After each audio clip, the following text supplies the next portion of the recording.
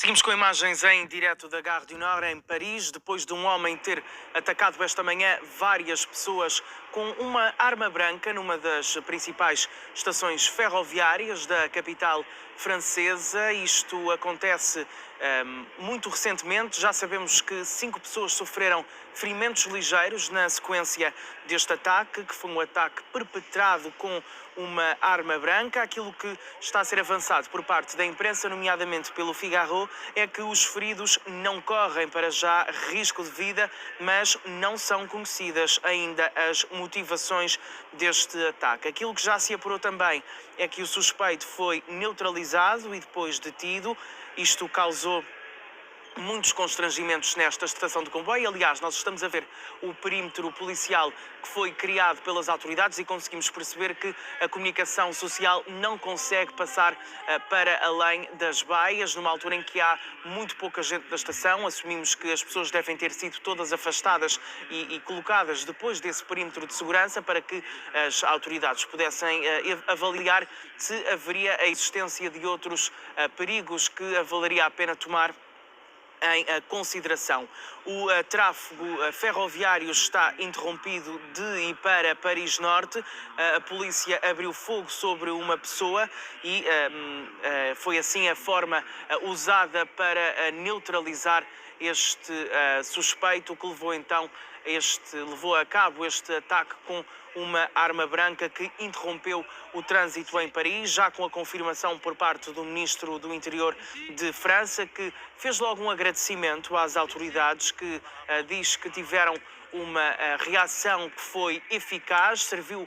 para neutralizar esse atacante. Os feridos são, segundo aquilo que está a ser apontado pela imprensa, feridos leves, e continuamos a assistir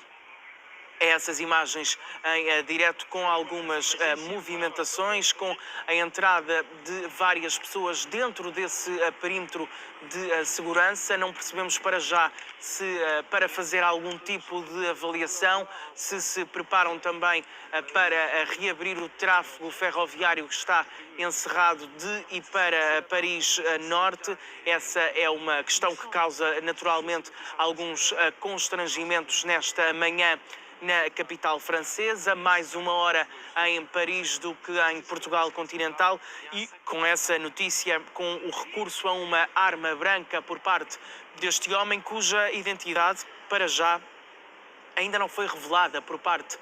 das autoridades nem da comunicação social, que não avança também quais é que terão sido os motivos para este ataque. Vemos sim, ao contrário daquilo que acontecia há mais ou menos 2 minutos, que já são muito mais as pessoas na estação do que acontecia há bocado, com esse perímetro